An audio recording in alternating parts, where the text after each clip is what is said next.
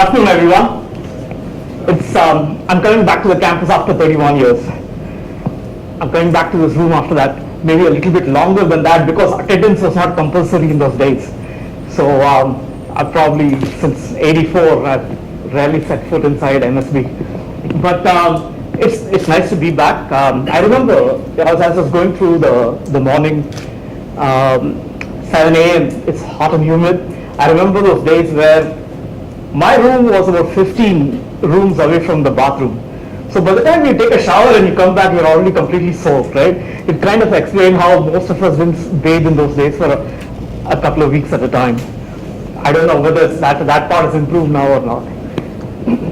I found out that it's no major advantage to have that bathroom attached to your room also. Because the moment I finished my shower this morning, I was still again soaking in my sweat at that point. So it just feels great to be back in Madras after this long. What I'd like to share over here is some of my journey over the last 20 odd years in making things out of powders, but starting from the first iteration of 3D printing, which was at the early stages of internet, and we had a few desktop computers at that time. So you may not even know what a desktop computer is, perhaps right now. But computational power was very limited, and materials was even less, and there were not good enough high-powered machines. So about 15 years later, in this second incarnation of 3D printing, it allowed us to be able to, as a group, begin to take the things that we learned during that entire period of time and translate that into this space. So a lot of the pull for the materials research and the process related science that we build off come from two major spaces. One is in the automotive and aerospace related applications, and the other is in healthcare, the combination of surgery as well as dentistry. So those are some different pools. And for the first time in my life, I was in a university where the engineering campus was co-located with the health sciences campus, so the medical school and the dental school. So it allowed for, as an engineer and as someone working in the material space, to begin to look into translational related opportunities. This was a nice thing that I've been getting into since the whole area. So everyone's familiar with 3D printing to some extent. So you have a CAD file and you build things layer by layer. You can do that with polymers in a number of different techniques. And the ones that we focus on is really the powder-based processes, where you can spread a layer of powder and you can have a laser beam that traverses that layer of powder with a beam, makes a selected area based on the the CAD file, and fusing these and building up layer by layer, you end up getting a part, right? So a lot of our research ends up trying to understand how the interplay between materials, process, and design begins to put across major challenges and a lot of problem-solving opportunities. So in conventional powder metallurgy, in the top corner over there, you have a regular present-centered component made for automotive applications. Here is so that is by die compaction. This is a powder forging related process for a con rod, typically made by an aluminum silicon carbide based materials. The rest of them are made by metal injection molding. So much more complex shapes and a higher but smaller components. So this was largely the space that I worked in when the first version of 3D printing went away for lack of a market pull. So by the time developments in powders and the material science and the process and all came along, the second reincarnation of 3D printing allowed us to build from the knowledge base over here and begin to apply it into that context. Right? And so when you begin to see both for polymers as well as powders, the kind of space that's available, prosthetics, surgical guides. This is a child's heart that was 3D printed. You'll be able to see a lot of these on the internet. Customized hip implants, dental. Again, this is a cobalt chrome alloy. That's a titanium alloy over there. So we're not talking about prototypes anymore at this point. We're talking about fully functional production parts, and they can be either customized for an individual patient, or the challenge is how far you can project it into a full-fledged mass manufacturing opportunity. So those are the challenges that await your generation in terms of taking advantage of some of the new ideas and opportunities that have been presented, and begin to translating your growth into that space. That can be the interesting part. In terms of automotive space, right, you typically look at automotive as low cost, high volume, high precision. So where is a new process coming in which is way too expensive, so doesn't address the cost challenges, has high level of unreliability. Think of all the lawsuits when many of these things don't work and so on, right? So where does additive manufacturing fit into that space? So some of the things that come along are the new designs. So for instance, can you do weight reduction of a certain manner in a traditional gear that could be a lot harder to produce effectively through conventional methods? Can you look for noise reduction in addition through those kinds of designs? You can see the kind of hollow parts that are supported over here, which is difficult to produce by any other manufacturing technique, right? So to have the same kind of structural performance that a design prescribes, but be able to take a lot of the load out of the overall system, that's a big opportunity over there. Spare parts, limited edition parts, being able to get rid of the whole inventory related to being able to mass manufacture a number of parts that might never be used and might be stocked thousands of kilometers away and has to be shipped down to a particular garage when someone wants it, right? And now in a globalized world, to be able to do that kind of a distribution across continents, right? You get around all of that by simple extensions of digital technologies, where perhaps you have a sensor that just indicates that it's going to be a failure of a certain part and sends out that notification to some centralized facility that would manufacture that particular part for that particular make at a given time, and by the time you go over to the service station, that part is already shipped over to you. So just cutting down inventory costs itself can provide a way for interfacing this technology for on-demand manufacturing. Then in terms of the, again, complex internal geometries that you see over here, once you project that into a heat transfer situation, you can get a phenomenal amount of internal surface area. You can begin to optimize fluid flow and so on. And so now you begin to get into a domain where variations of, this is for, especially for automotive, but in the aerospace field, something that would have been about 500 odd different parts that would have to be made independently and then assembled into a system level component. GE and others have shown that you will be able to just get away with about a dozen parts. Okay, so that's huge in terms of just the logistics involved in having all those different jobs being distributed among a number of different manufacturers.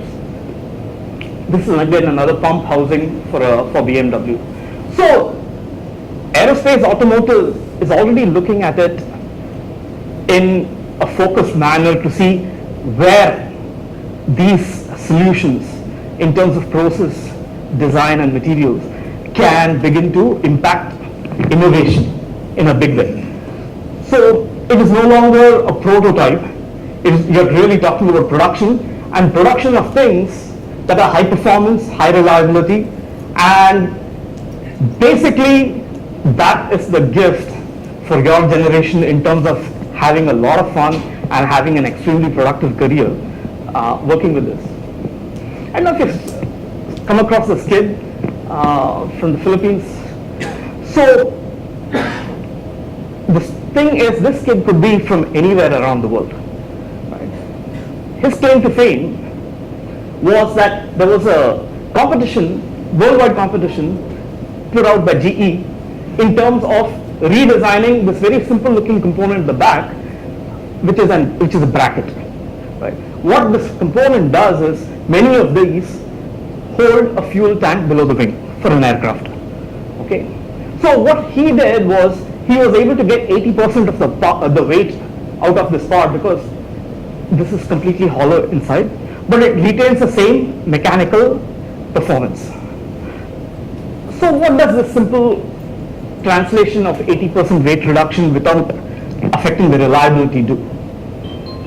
For a single plane, fuel savings of over $1 million is produced based on this innovation alone. So that is big, because for an airline company that owns a large fleet of operations, that is huge in just that limited innovation alone. So that prompted GE to get excited about investing heavily into the space. And basically the approach was, you can basically have someone from any corner of the world make massive differences in the way things are made in a conservative industry such as aerospace. And this kid actually was able to win that competition over experienced engineers and scientists all across the world, from Airbus, from Boeing, from GE, and so on. So that was the exciting part of that, right? So then if this kid could do this in Philippines, my pitch to GE to come to work with us was, what about all the kids in Kentucky? But that same question over here, right? Why should any kid in any corner of the world not be invited to this party of just disrupting with these tools? Right? So that's a major opportunity. And there's a book, The Great Disruption, that was put together by these couple of guys who then worked to convince UPS, which gets products shipped around from all over the world, from different places, to basically say, look, if things can be made and designed and made anywhere, your basic business model is in jeopardy, right? You don't need people to ship large amounts of things from one place to another anymore, right? So suddenly a logistics company was, wow, this is going to make a big difference to us. We need to figure out how to get involved. So first thing was, what happens to the workforce? And if that was the kind of disruption for one, or impact for one part, what about for the millions of parts that get made, engineering components that get made? Okay. And so then from the UPS perspective, what does that mean to the whole supply chain? What changes? And so does that mean, for instance, every UPS truck or a UPS plane would have one of these printers installed so that they would just be able to make on demand? Now, Louisville is not known for a lot of things. It's known for Muhammad Ali. He was born over there, the boxer. It's known for the Kentucky Derby. So the most exciting 2 minutes every year in sports, if you're not a cricket fan. And bourbon. Okay. You may not have graduated to that yet, but that is a big world open to you when you come to Louisville. So besides that, a distant fourth is additive manufacturing. The kind of facilities that are there brought me down to work over there just because the amount of toys that were there that could open the possibilities for putting new programs together. And then just for the icing, you had the dentistry school and the cardiovascular innovation institute as well. 3D print anything out of any material, right, for any application. We have a large number of faculty whose core research interests and teaching interests are centered around 3D printing of a large number of materials, polymers, biomaterials, biological cells, and metals and ceramics. Right? So that was my job when I came to this place, was how do I put all those different people and opportunities in terms of infrastructure into a program that could make a difference. So some of the programs that we've been putting in place, one is a microfactory model. So you would be able to design from anywhere and you could get it made in a centralized facility, right? And in this case, centered around 3D printing, right? Of where you could 3D print any material. So this was one type of an infrastructure we put together so that it would open up something with anyone who had ideas in any corner of the world would begin to now interface with that particular infrastructure. The second part that I started putting together, we launched our first online course. The materials are open source, available for anyone to be able to work with. The first course that I put together was related to just materials for additive manufacturing. By fall of 2019, we will offer a full-fledged graduate degree program for anyone to register from anywhere and take those classes. So this is the second piece that I added to the puzzle. Then the challenge I put out to our kids was, if you can design something that has value and you can manufacture it, why are you going to work for someone else? Why aren't you doing it yourself? So a job creator as opposed to a job seeker, right? So we decided that if this was going to be disruptive enough, can you now begin to disrupt to the extent that anyone who's still in school can begin to look at ways to be able to scale new products and transition them into commercialization. So the marriage between first materials, process, and geometry, but now combining it with entrepreneurship, that is, I see as a big disruptor in the space, and we put together a program related to that, connecting it to just design projects, but getting from there to begin to understand what the market niche is, what the market pull is, and having these students interact with entrepreneurs and get trained, go through a lean launchpad program. So you're really not talking about mechanical engineering anymore. You're talking about something that is more diffuse, and you pull and you pick and choose different aspects that you need to learn on an as-needed basis, and implement that in the context of what you're trying to make. Okay, so getting that fun back into making things again. From a diversity perspective, we've looked into asking that global question: if this is truly a disruptive space, a disruptive technology, can you create opportunity for those who are underserved by current options? Right? So there are vast tracts of people who, through historically, and that's the case in most countries. India, you can see it very blatantly, but it's there, it's present in all societies, where traditionally a group of people are not able to get that same access to education, job, and then after that what happens. So this idea of disrupting first manufacturing, then going to disrupt education, and then from there the economy, and then society as a whole, right? These are the opportunities that just get thrown open as you begin to play in this space, because it's really playing. In our particular case, from the technical side, some of the challenges that we have been looking at has been in terms of materials, a lot of standard material science related questions, because these are new processes. What is the role of materials in terms of translating the properties of those materials into the given component? Process settings, right? 3D printing is a very general term. Additive manufacturing, and as an alternate name, doesn't change the fact that you have over a dozen commonly used processes, and each of them have about half a dozen variants already in this kind of a relatively infant space.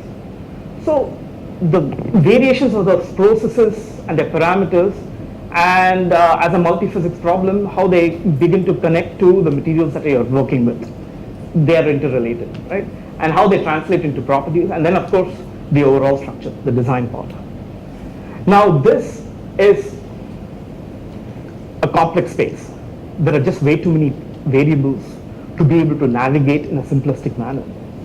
That is the case of all of manufacturing, but especially with a lot of rules relatively unknown, most constitutive equations that define what's underlying get to be defined in any useful manner.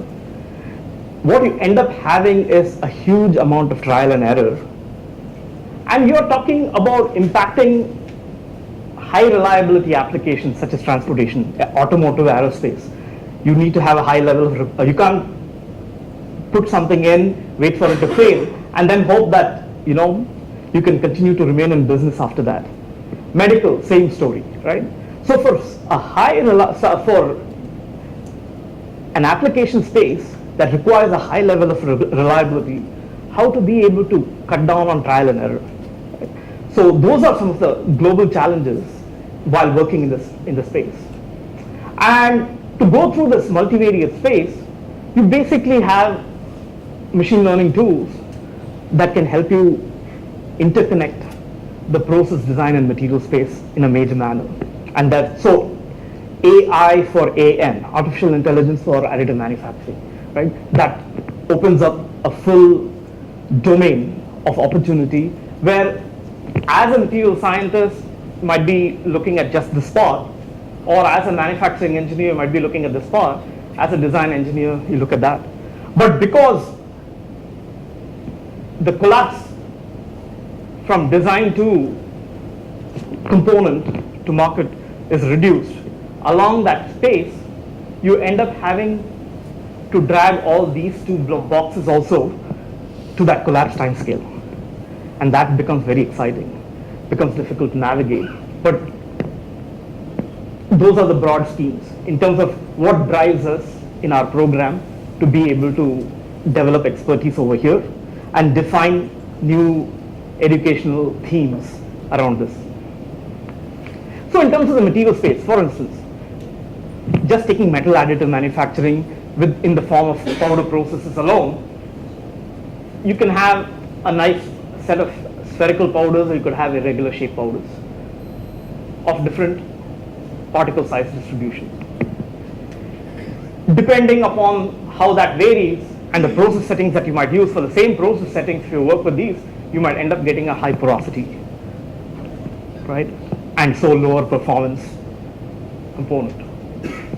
So the connection between the chemical and physical properties of the starting materials, connecting them to the structure and defects that come out after you finish processing them. The whole idea of alloy design. A lot of alloys that are currently used are specified for casting, for machining, for forming. Right? So now when you have a new manufacturing process, how is that composition tailored for the thermal stresses that the material undergoes when it's densifying from a loose bed of powders to a fully functional, highly dense component, right? To be able to get rid of this porosity. That's the other part. And whether it is the transportation space or whether it's the biomedical space, you have to worry about not only the bulk properties and how they evolve and the microstructures evolve in the space as a function of starting materials, but also the surface, whether it's corrosion properties in terms of mechanical components or whether it is the biocompatibility issues for a medical component. Right? So being able to get into the material science of that, and that gives a lot of opportunities. Here are some materials-based companies that we have interfaced with in setting up this program. In terms of the processes for the powder bed that we showed about, you have a thin layer of powder. It is selectively melted in a certain region. Depending upon the power of the laser, the size of the beam space, the thickness of this layer, and how fast this laser begins to raster back and forth. Right? That pretty much determines how much energy is getting dumped in that given volume. And then depending upon that amount of energy, how much of this melts, and then how quickly it cools down. Right? Cooling rates affect microstructures. So in terms of just process parameters, you have a whole, on this y-axis you have density, right? Depending, same material, little bit of changes in scan speed or any of these variables over here, you get huge variations in density. Right? In addition, the thing is you might make a fully dense part, but the microstructures can be completely different. As in this case, these needles representing the martensite phase, and so representing the strengthening phase for a ferrous component, for steel. You don't need to know anything about these materials, but just looking at these microstructures, you would expect that the properties would be quite different, right? The martensite content is very high. And then that just gets changed based on just the printing parameters. Nowadays, no one prints anything on paper as frequently as before. But if the printer doesn't work right, and you're trying to get something done, it's really frustrating. You don't care about how the printer works. You just have created some content, and you want it to be just the way you want it, right? And you don't want to figure out what exactly is the printer setting. So we are not there yet. We have to navigate the space. So what are those relationships we saw in the material space? But then how do you control them, right? So that slight drifts in the process can make a part with this type of a microstructure or something like that, right? It's not as simple as having a printout with the color off by a little bit, right? A little bit darker or a little bit lighter anymore. You have the whole difference between about 50% difference in mechanical properties, or premature failure, or a mega lawsuit, right? Again, working with a number of process-based companies that allow us to begin to generate the research and begin to define the space from our perspective. The third aspect is the design. So this one is a fuel injector with internal cooling channels. So if you were able to take the heat out of the system, you can have a higher operating temperature over here, higher operating temperature, higher fuel efficiency. And this kind of conformal cooling channels allow you to be able to work with certain designs and be able to build fuel injectors with higher operating fuel efficiency engines. So these kinds of internal structures are really the kinds of things that make it a very good fit with 3D printing, which make it a lot harder for conventional machining or casting to compete with that space. Just building off from that cooling channel concept, over here, this is an image of cooling channels being printed in a tool steel component in one of the layers as the part is being produced. Now this particular case, it's in an injection molding die and could well be a die casting die as well. So similar idea, you cool the part faster because of these conformal cooling channels, your cycle time for producing the part goes down tremendously, and so you will be able to, for the same tool, for the same setup cost, the number of components that you fabricate is going to go up quite a bit. So again, things that could not be easily produced by conventional CNC techniques can now be fabricated through 3D printing. These are kind of surgical tools. These are in particular, you can change the texture on these to be able to grip different kinds of tissues. Obesity is a big thing, not yet as much out here, but in the Western world, where the Pizza Huts have been around for way too long and the McDonald's have been for way too long, obesity and allied health issues are rampant. So when you're talking about a standard surgical tool used for surgical procedures on highly obese patients, which is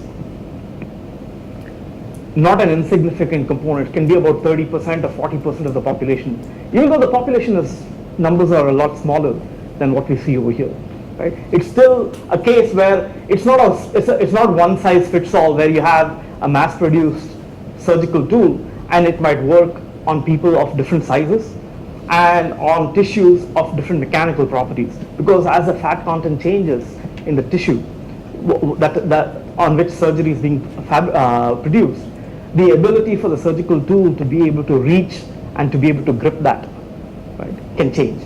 So as part of the surgical procedure itself, being able to define what are the gripping aspects of the tool, right? These can now be possible with something that's custom manufactured, making one at a time, as opposed to being able to add the operation table, look for half a dozen different alternatives, and extend the time for surgery and put the patient at a higher risk and be able to put the surgeon under a higher state of fatigue, right? These are some things that can come out by going through customized surgical tools. So these are examples where we did the materials and process development, and we worked with design teams to come up with solutions in the space.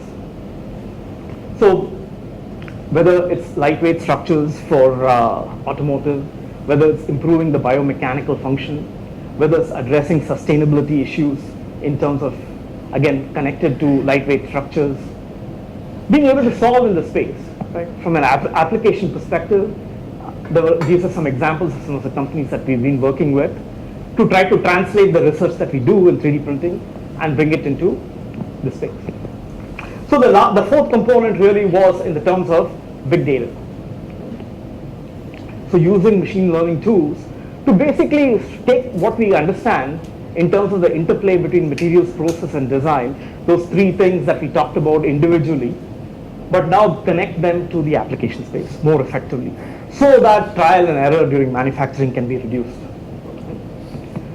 Going through this multivariate space and finding out combinations, powder characteristics, laser parameters, design considerations, and begin to get to that holy grail of coming up with something, hitting a print button, and getting something useful and reliable off the get-go. So that is largely the context around which our program is built around, and the kind of work several of the faculty operating in this space at the University of Louisville are contributing in different ways to fill that space. I'll take the rest of the talk to just give some examples of how we navigated that materials process design space with our research. I'll give some examples in terms of first some stainless steels that we wanted to work with. Here's a map of a few different compositions that have been investigated by additive manufacturing in the open source literature. So the pie chart that you see over here are relative levels of publications for different materials. Over half of them are by 17.4 and 316L stainless steels. And tool steels are another 40% of the overall pie chart. We started looking at this relatively narrow space over here of 420 stainless steel. And I'll start talking about alloys for additive manufacturing. Hope to connect to a few of the faculty over here, including Professor Janakiram, in terms of those specific skills, how they connect to the space. We looked at a situation where we compared a standard 420 stainless steel formulation. Okay. Stainless steel so has some chromium content, okay, in addition to a few other alloying agents. In particular, we looked at the addition of 1% niobium into the same alloy. Okay. Niobium, the rationale being that it can take some of the carbon that is present in the 420 stainless steel, okay, form some niobium carbides, and be able to stabilize martensite phases. And so you can you get strength improvements. So you can get the optical microscopes, they all look really dense, right? Corroborating with the overall density. So using some parameters, you could you could create fully dense components for sure. So question is, what does a niobium do? So you can see that just a 1% of niobium now allows you to get mechanical properties that exceed those of the wrought properties of stainless steel. Right? So again, goes back to fill that image that 3D printing is not just for prototypes.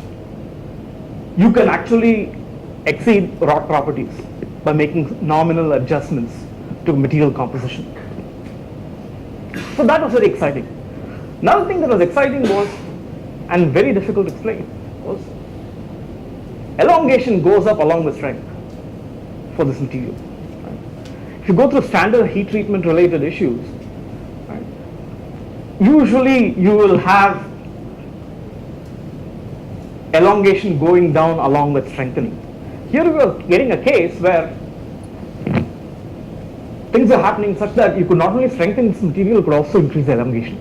So that's an interesting result. And whenever something happens that is unexpected, even if it's not what you want, it ends up getting to be something that was. So this was just like one example of a small amount of one element being added. Opens up the whole possibilities of how you might be able to get to address the problem and opportunity of alloy design for 3D printing as a whole set of fun to be had for the next 30 years, if I get to live that long. When we go back to seeing why this was the case from X-ray diffraction results, this is for the case with the niobium, and this is for the case without the niobium. If you just see in the top, mainly you end up having a lot more martensite content by this alpha peak over here, relative to the austenite. Okay, it's a martensite rich material compared to the standard 420 stainless steel problem, and so that begins to get a feel for where is that strengthening beginning to come from. Okay. In the case of the 420 stainless steel, the starting powder, okay, ends up playing a role in affecting the overall final composition as well. Right. But mainly the key thing is you add a little bit of niobium, you get a whole lot of martensite, and that ends up telling you what the strength is. The microstructures themselves are very interesting. Right. This is for the simple 420 stainless steel, and then you begin to get this type of a set of microstructures, right, reinforcing again the martensite condition.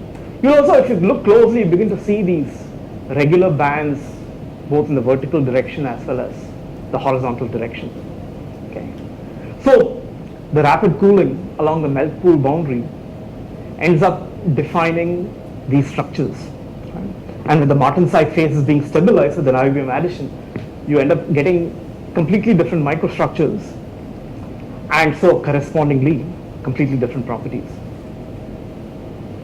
So to summarize, basically alloy development for 3D printing can produce properties that exceed wrought properties of conventional materials. And so now you're getting into the high performance realm. You're no longer working with prototyping as an expectation for these processes.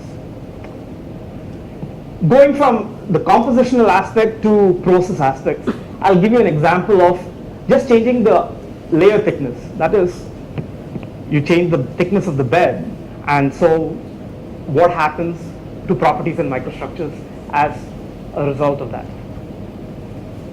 And so we look at a case where you go from 30 microns down to 10 microns. If you look at the surfaces, they progressively become a lot smoother. Also see that the densities are much higher at these thinner layer thicknesses compared to when you go to 30. Now there's a trade-off between how many layers you build, which depends upon the thickness of the layer. So how fast you can build the part, and what the part quality is in terms of density and then the mechanical properties, right? So there's a trade-off over there. here's something that you see. So the thinner layers actually end up getting you better mechanical strength, right? Both as printed and then after doing some nominal heat treatment. And this is how the conventional heat treatment cycles, because the microstructures are quite different. We're talking about basically like a tempering or a annealing operation where you get rid of residual stresses, right? You heat a layer, you melt it, you cool it, and then you do that cyclically over multiple layers. This becomes a case where you have a lot of thermal stresses trapped into the component. Can you relieve that? And so you're talking about 300 to 400 degrees centigrade for a few minutes. So it's not your standard heat treatment cycle. And then if you begin to look at the microstructures, you go from the as printed cases. Again, one thing you'll see is directionality, right? But the density of the martensite climbs tremendously. But here's where it begins to get really neat. Again, along the edges of the melt pool, when you go from the Z direction to the transverse direction, as the laser begins to scan, you get this kind of stitched pattern because it was a cross-hatched kind of a laser pool. This is really interesting because now, specifically in certain parts, certain regions of the design component, which might take a different load compared to another region, you can, without adding extra mass, specifically strengthen certain regions if the load is going to be, the operating load is going to be in a certain direction, right? That is the kind of opportunity you would have, right? Where normally you would have to just make a thicker part to be able to strengthen that particular dimension. So it opens up the design possibilities of being able to put strength in the loading direction that you want. Right? Again, opens up a whole set of possibilities of what you can do with the technique. This was again a question of, this was without the niobium, but you begin to see that the along with the strength, again, your elongation goes up as well. Surprisingly, the hardness more or less in this region remained to be the same even after, and so this gives an idea of it being a low temperature heat treatment cycle. And again, martensite content ended up beginning to be higher as you reduce the layer thickness.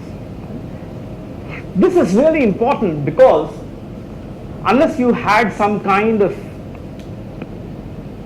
tools that within that black box makes those choices of how you control the microstructure, how you control the density, how you control the orientation, it's solved for you. You have to go through that trial and error each time to be able to make a part like that. Here again, you end up getting this whole, when you go from 30 microns to 10 microns, the change in the martensite content and the density of these needles is gorgeous. So now you can begin to, for the same material, you can adjust process parameters locally and begin to dial in properties. And that becomes a way in which it sets itself apart from other manufacturing techniques, where you have to be able to do that in the whole bulk, and it's hard to be able to have such region-specific control in microstructures. So that's one example of one kind of a process parameter setting that can give you a whole diversity of different attributes. So we gave material composition as one variable, process parameters another variable. What about the initial material itself? So to show you some examples based on powders. So 3 of these powders are made by one method, water atomization, and then for reference there's another gas atomized powder. If you look at this region over here, the particle size distribution, they're quite different in each case. Question is, if that starting material changes, then what changes in terms of the process settings and then correspondingly the microstructure properties, right? So currently the wisdom is you have to use completely spherical particles of a very narrow distribution. Material costs are rather high in that case. It's somewhere between 10 to 20 times the materials cost of a standard powder metallurgy powder, which itself is a lot higher than bar stock. Okay, so at what point do material costs begin to dominate the cost of a component? Right? So anything that you can do to be able to address cost-related issues will allow for a wider propagation of that process technique for making as a choice for various applications compared to other manufacturing techniques that might be definitely lower cost. Right? So what can you do to bring down the cost? So again, we looked at a few different the space over here of how strong the laser is, how fast it moves, what's the layer thickness effect, and how much of overlap of those welded regions, the melt pools, exist over a period of time. You come up with a parameter called energy density that basically is a lumped parameter combining all these four variables. There are many different ways of obviously to be able to get that single number, and this allows you to then look at response parameters in terms of the properties and the microstructures that involves.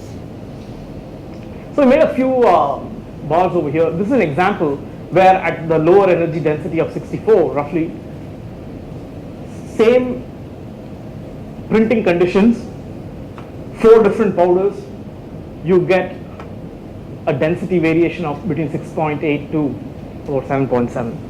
Okay. Correspondingly, properties are going to be all over the place. Right? Corroborates with the optical microscope. Lower number of pores, massive pores over here. Right? This is a big problem. Right? This is like using a faulty toner ink cartridge for printing out something in 2D. Except now there are real consequences in terms of mechanical performance. How about the tensile strength? Because of this density difference, it's natural to expect that you would have large variations in properties. But look at this, you have a very high density part and it's almost the same mechanical strength as something that's much lower in density. And correspondingly, you have almost the same densities, but you have almost a 50% change from 1100 to about 500 and something in mechanical. That's massive.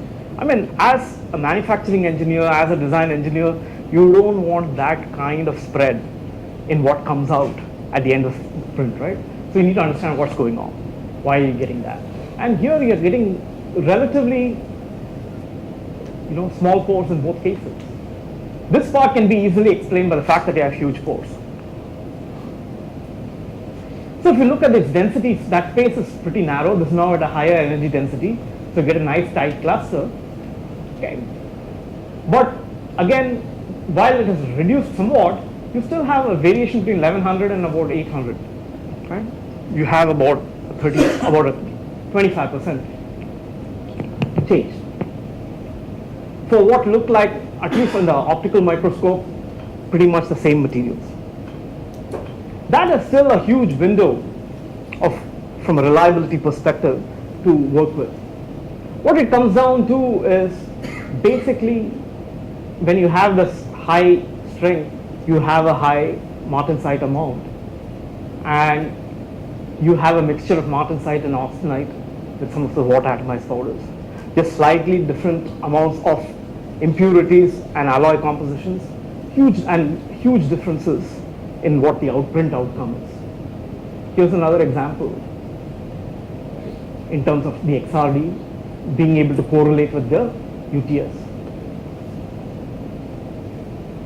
Even at higher energy densities, the XRDs reveal similar kinds of stories,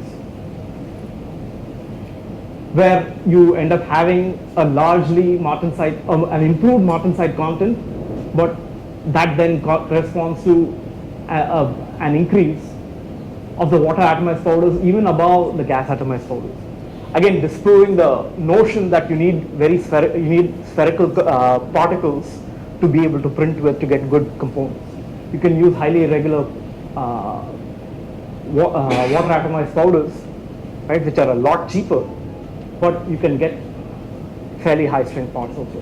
So what's going on over there? What we saw was there were some grain size differences, okay, in terms of a response parameters. Still not come down to the whys of why does it happen, but the fact that it does allows us to dig deeper. So the basic message over here is starting out with changes, small changes in alloy compositions that allow you to exceed rod property, to getting to the point where you play around with process settings to be able to get those kinds of properties because you have different thermal cycles. And then you change the initial materials and you can begin to tweak what kind of properties and microstructures you can get as you go forward. That's the basic message. And what I showed with UTS and densities pretty much tracked for hardness and elongation as well, okay, in a similar manner. So basically you change the powder characteristics to be able to understand how you can get competitive properties, right, with the same print parameters, or how do you change the printing attributes to be able to match it to the change in powder characteristics. Huge problem solving space, right, both from computational perspective as well as from the kind of experimental data that can help refine those computational models. Okay.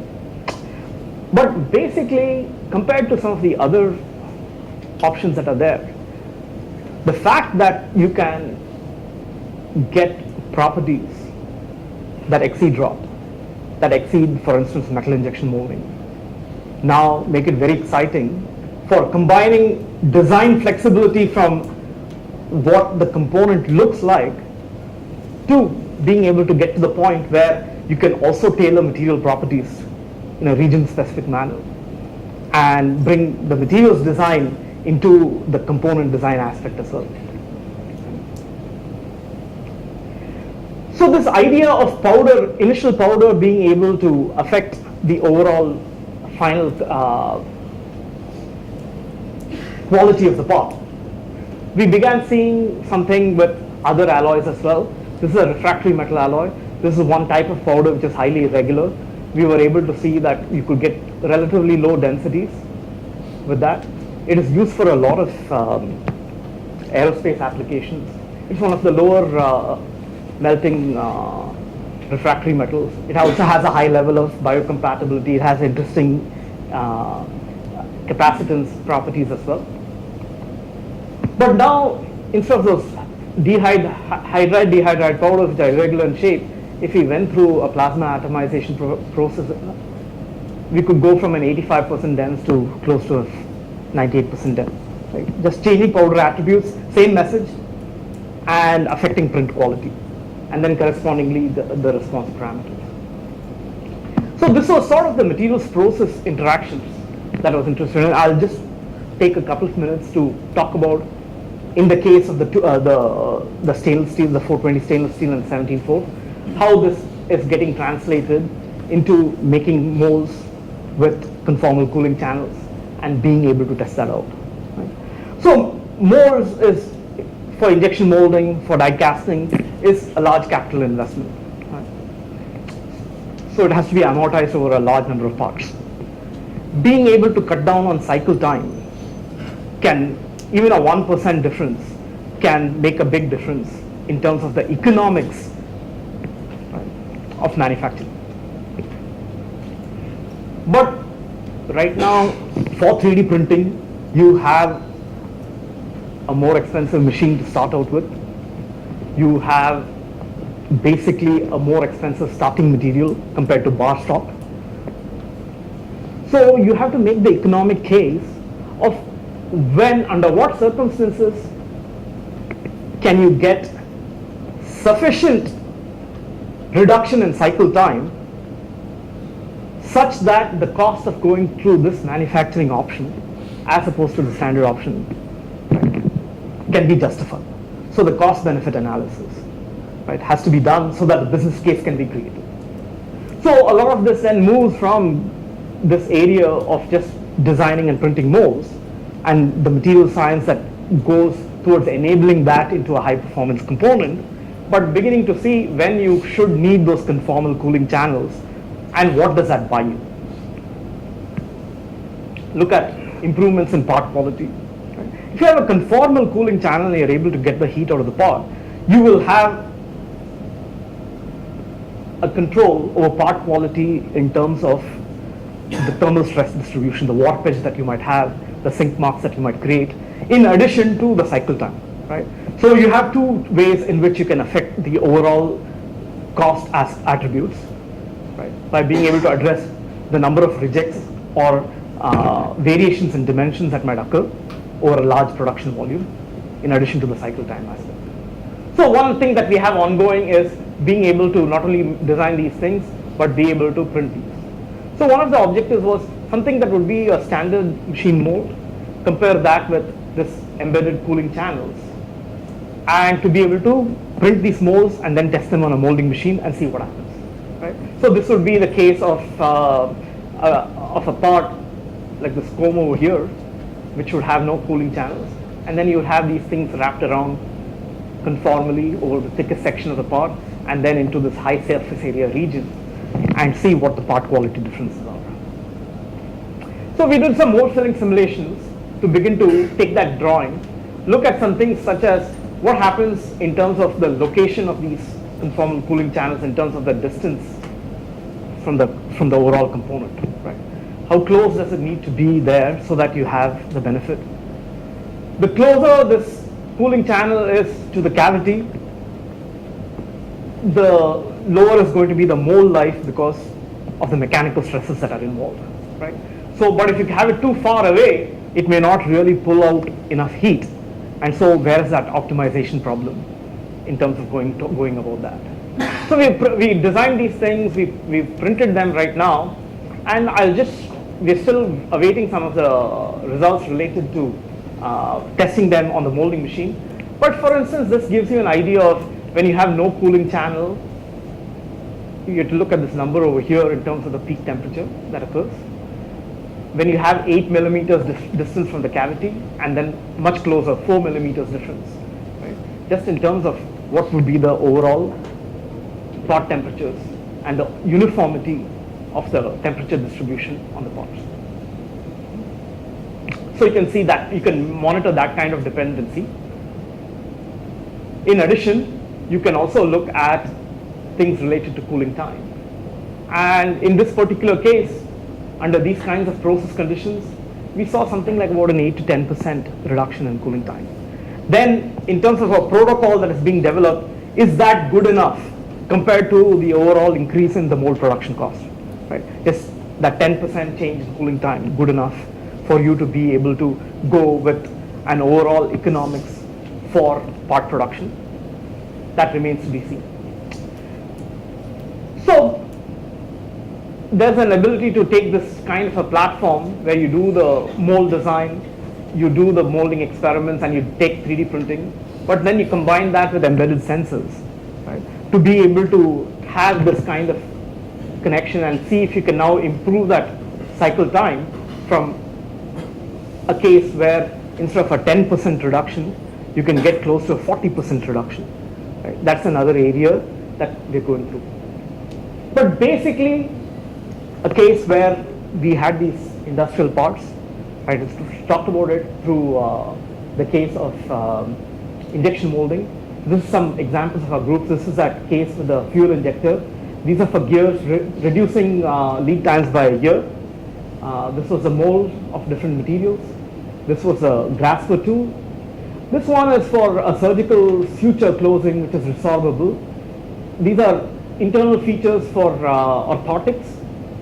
Turbocharger component. This is made of tungsten for a X-ray collimator.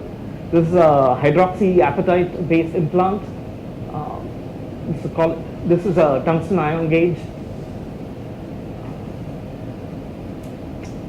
A number of examples, right, that we cycled through of taking that material science and connecting it to the design space. That's where it begins to get exciting.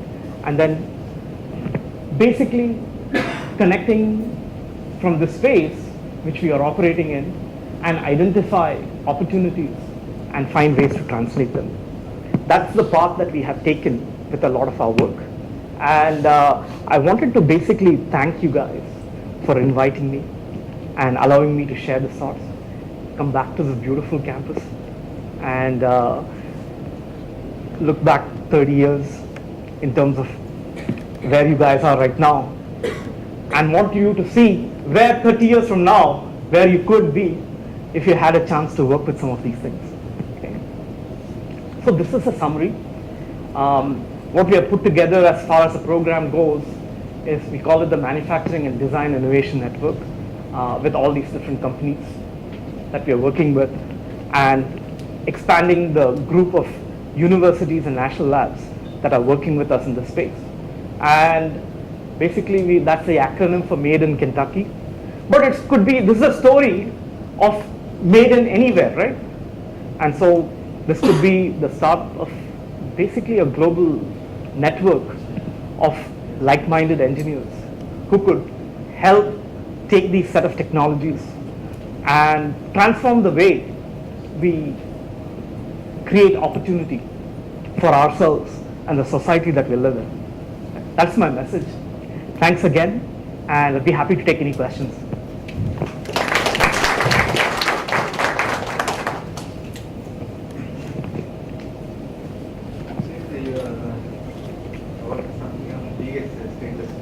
Right. Right. Mm-hmm. So what will happen when it says, will it get dissolved, or will it get motion, or will it get finally change in the... It could. So the question is, for the 174 pH stainless steel, you have precipitation hardening. That's what the pH stands for. And so what happens to the microstructures? In what way does it change?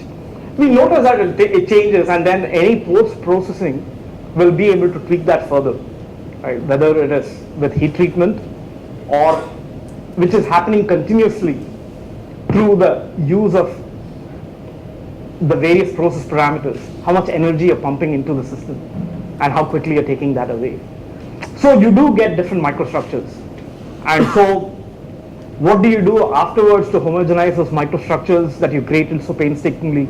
You have two choices.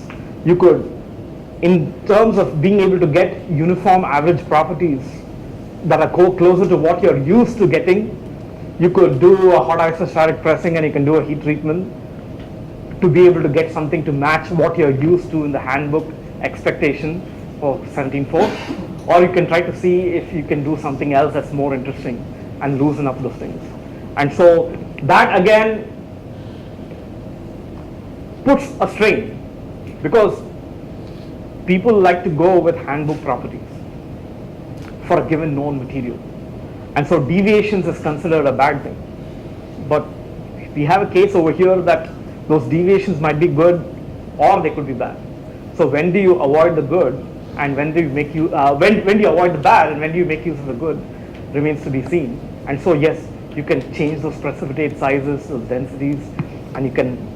It's a lot of fun to be had. So with respect to the powders, you said normally we use gas atomized powders, spherical powders. And now you say that water atomized powders also normally can be used for anti-cancerous. Right. So normally water atomized powders have irregular shapes. Right. So definitely there will be a flow problems when the powder is being transferred from the hooper to the Sure. bed, whatever the bed. Right. Right. But will it affect the performance of the equipment or the productivity of the... That's a very good question, because so the issue is, how is flowability affected by going with an irregular shape, and related to that is also packing density. How is that affected, and what does that do for wear and tear? Right. It's too early to be able to say, but you would imagine there's something related to that, and being able to change the machine configurations to be able to do that remains to be seen, and which machines are more compatible with that change, with the existing designs that they have. It just opens up another issue altogether. Considering generally in powder metallurgy parts, we consider the porosity is an important factor. Whereas in the case of gas atomized powders, you will have, you are comparing the microstructure. Right. Normally, the water atomized powders will have more porosity compared to the normal gas atomized. Again, depends on it depends on the sintering temperature, right?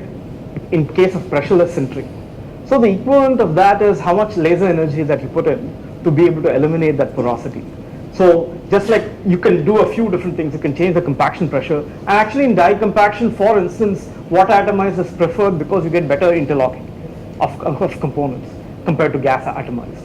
And so you can get high densities at lower pressures. So that irregular shape is actually, and the increased interparticle friction is actually a virtue. So it then comes down to this: what particular powder attributes are a sweet spot for a particular process setting or a particular process technique. And so that sweet spot varies from machine to machine, even in 3D printers. Can we use organic polymers?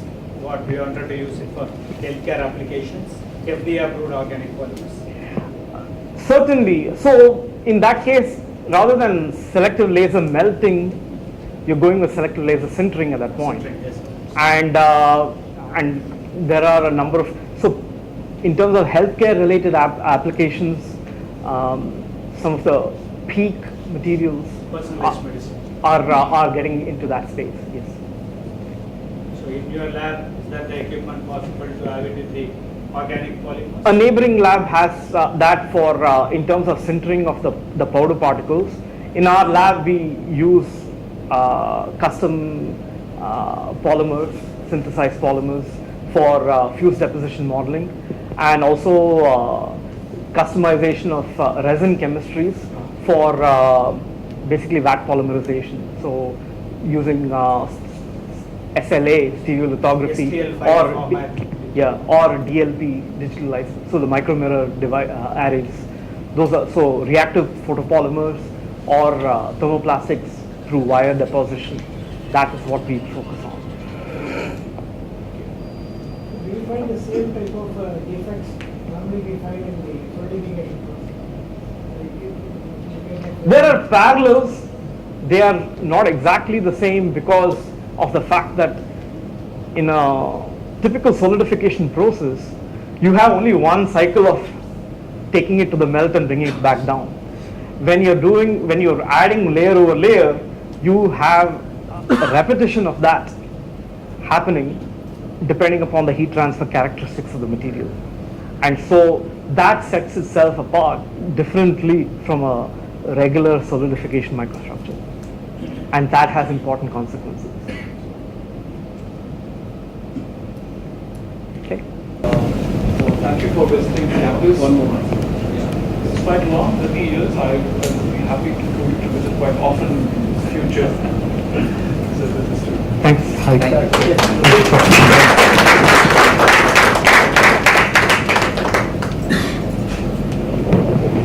Thank you so much for having us over.